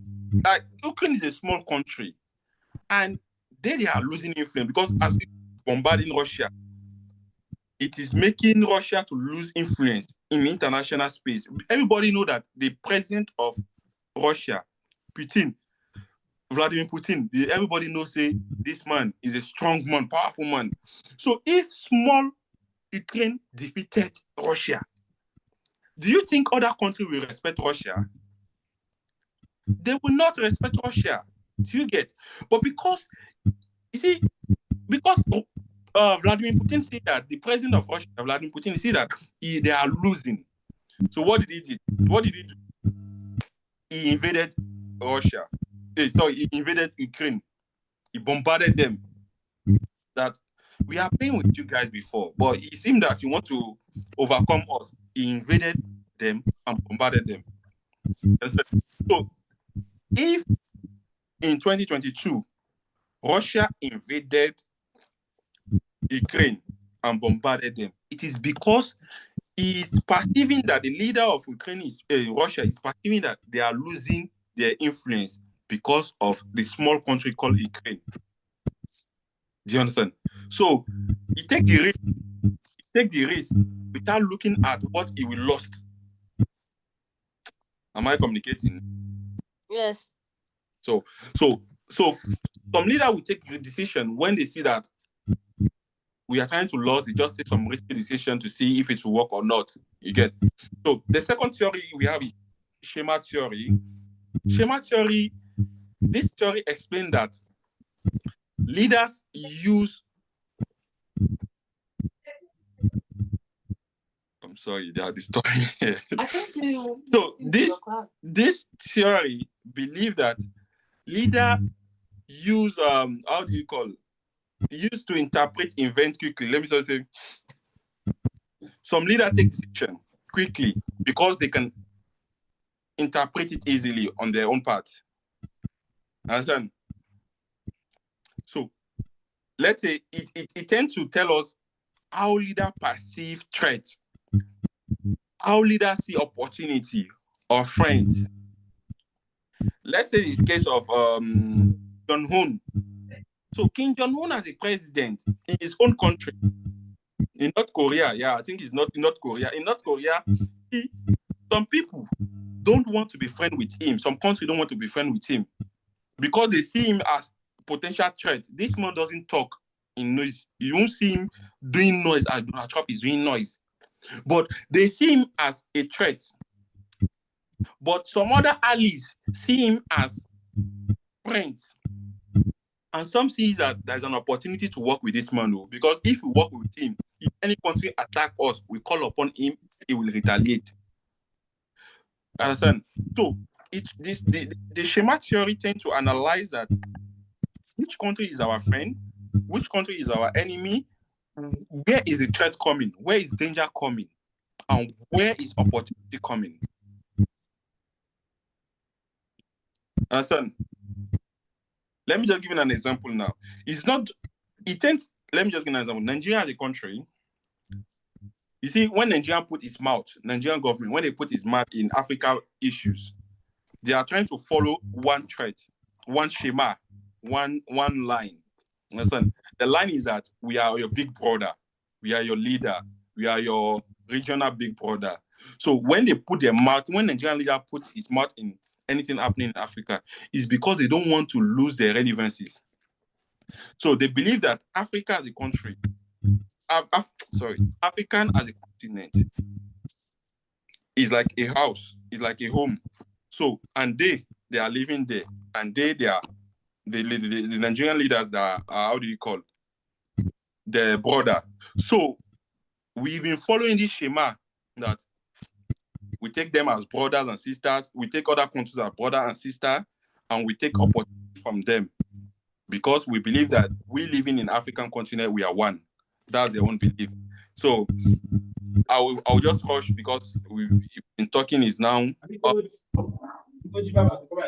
up to 2 hours or more than 1 hour. Now the third one is operational code or operation code. The operational code have three beliefs. They have three beliefs. It means that the belief is that a leader, what is the leader belief system? What a democratic leader and a military leader have different beliefs. We agree. Because the way a soldier we believe on, like we think, is different from the way a civilian we think. So they believe that we need to study the belief of our leader. Understand? The second thing is that there is assumption about the world. You need to study the assumption of leaders about the world. What is that? How did Tinubu see the world? How did Jonathan see the world? How is Buhari seeing the world? You need to study that also. Understand? And the expectation about enemies and friends. What is the expectation of Russia having Ukraine as neighbor? Ukraine is Russia's enemy. So what is the expectation of Russia?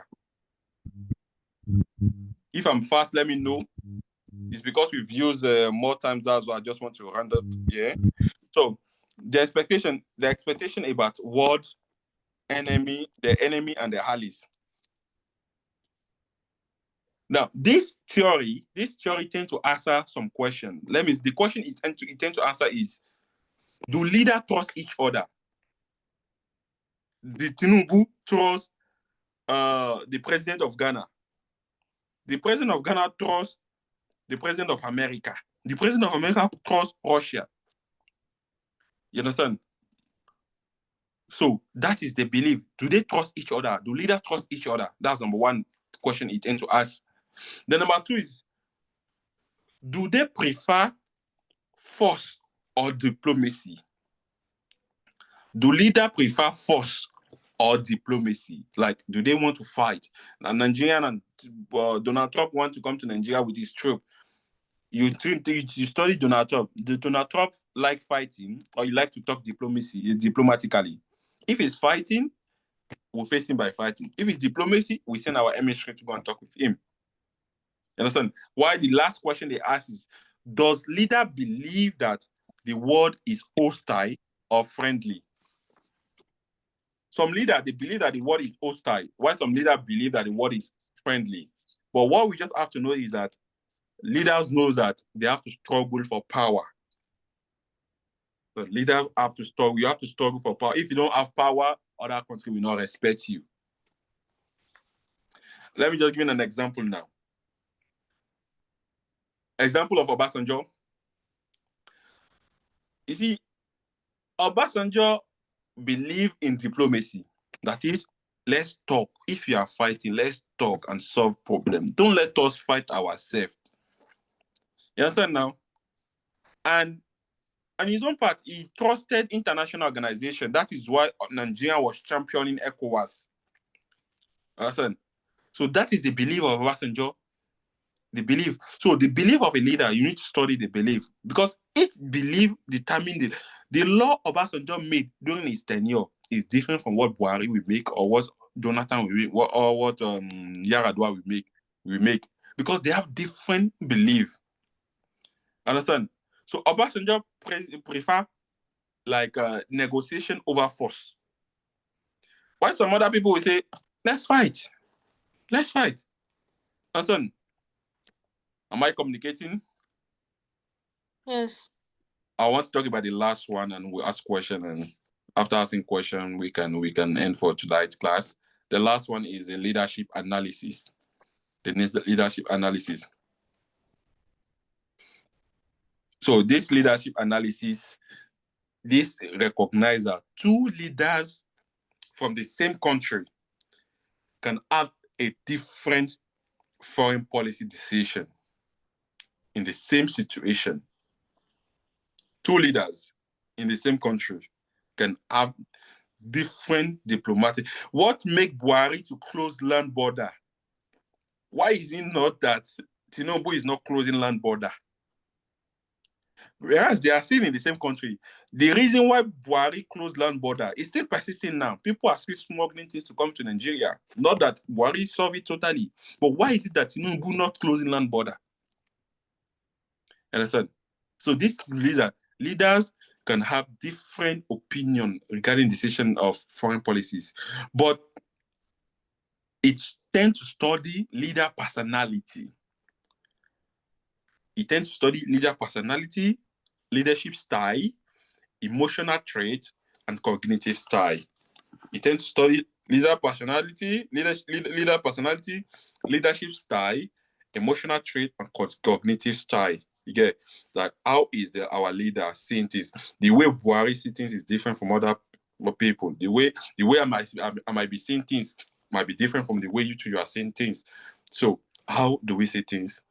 So what we just have to know regarding today's class is just that foreign policy analysis talks about how we analyze foreign policy of a country. And we talk about foreign policies, the decision of protecting our country interests, and also our relevance in the international communities.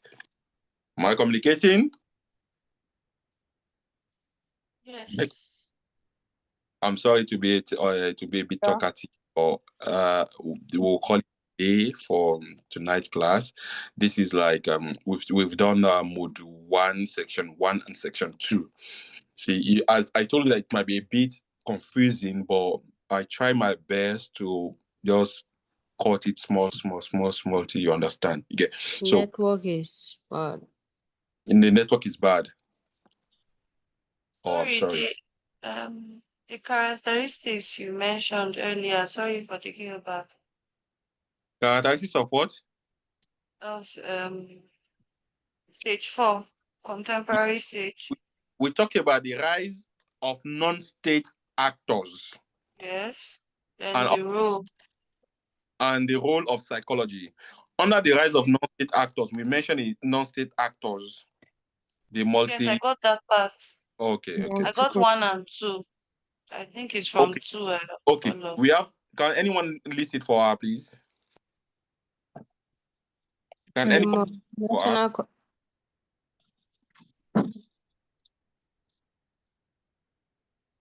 Somebody wants to list. Please, I can't hear. Somebody wants to. Breaking. What are we listing? The line is breaking. Can anyone list the rise characteristics of contemporary stage?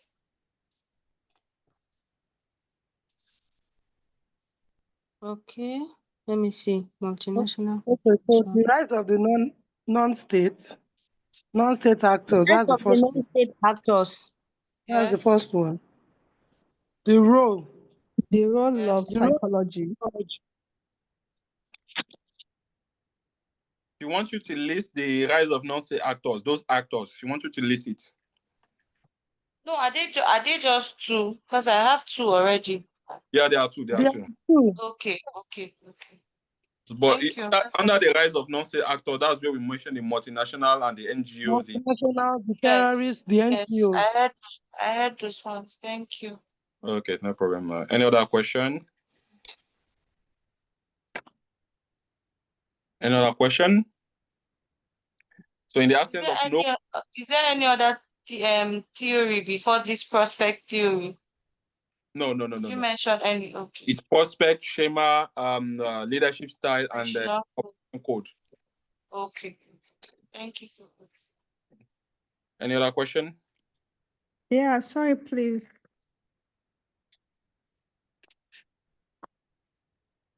Can you hear me? Yeah, we can hear you now. Okay, sorry, please. In the last lecture, you are giving us one site to check for current affairs. I couldn't remember the site. Last lecture. Was it me? Yes, it was you. Our last revision class. Yes, that we check a site for updates on current affairs. That's the happenings in the country. Was it me? Yes. It was, I can remember. Which when class? we're talking about reciprocity, when I asked the question about Donald Trump giving Nigerians only 3 months for visitation and all that, and you're trying to break down why he did that, because he wanted some people to come to the country and we refused. So you now say that there's a particular site that we can go to that we get some updates of the current happenings. I can't remember the site, but I will still answer that question. Let me just note it. Okay. Because I do read, watch like a lot of news, either CNN, Al Jazeera, and the likes. But I'll just list out in the group again. Are you in group 1 or group 2? I'm in 2. Okay, I'll list it there. Okay, all right, thank you. Let me just note it down. Site for foreign. Okay, any other question?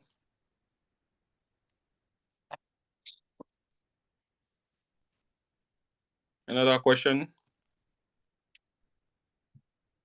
Okay, in the absence of no question, I think we will end here. One more. Can you please summarize this schema? This schema series, just a summary, please. Thank you. Okay. I said they believe that leaders use to interpret events quickly because they cannot analyze everything. They determine how leaders perceive threats, how they see friends or opportunity. Now, how do Nigerians see his enemy or his friends? Or how do Nigerians see opportunity? So if Nigerian, let me say Nigerian as a leader, Nigerian leaders intervene quickly in African affairs. They intervene quickly in African affairs because they believe that they want to be the big brother in Africa. You get? So they want to keep that mentality, that schema, that belief in other countries' head. So if Nigeria as a country intervene, it's because they want to have more friends. You get? And by having more friends, you have more opportunities you get from other people. Listen, but you might see that if Russia as a country is fighting Ukraine and NATO, that NATO should not set its military base near its border. If Russia is fighting them, it's because they believe that if NATO set up its military base beside Russia border that is in Ukraine, it is a threat to Russia. Because they want to prevent that threat. That is why Russia and Ukraine, they are fighting up to today. If today NATO said there are no more certain military base there, you will see they will stop the fighting. They will stop fighting. But they cannot, they still want to set their military base inside Ukraine. They want to take over Ukraine. Ukraine want to be part of. Ukraine want to be part of NATO. And when you are a member of NATO, that organization, when you are a member, they must set their military base in your country. So Russia sees it as a threat. So automatically, they are taking Ukraine as an enemy. That is why they are fighting. Russia, Ukraine are fighting. So the way a country perceives its friend, how he see you as a friend, how he perceive you as an enemy, or how he see an opportunity that he can gain from you. That is what the schema theory is talking about. Sorry, can you hear me? I can hear you. Okay. You spoke about assumption. Where is that one? I don't know. That one is under where? Operation code. Okay, it's under okay. Yeah. Okay, that's all. Thank you. Okay. Assumption about the world. Any question again? Okay, no question. I believe this is the end of our class, and thank you very much. I really appreciate. Out of 54 student colleagues that are in the group, we see only 10 or 15 that joined. Some people were joining, they were going, but I think people that stayed, and I believe we are going to achieve our aim in this course. Thank you very much for tonight, and have a blissful night. Thank you. Bye. Thank you so much, Akanji. Thank you so much. Thank you. God bless. So great. Thank you. You're welcome. Just stop it.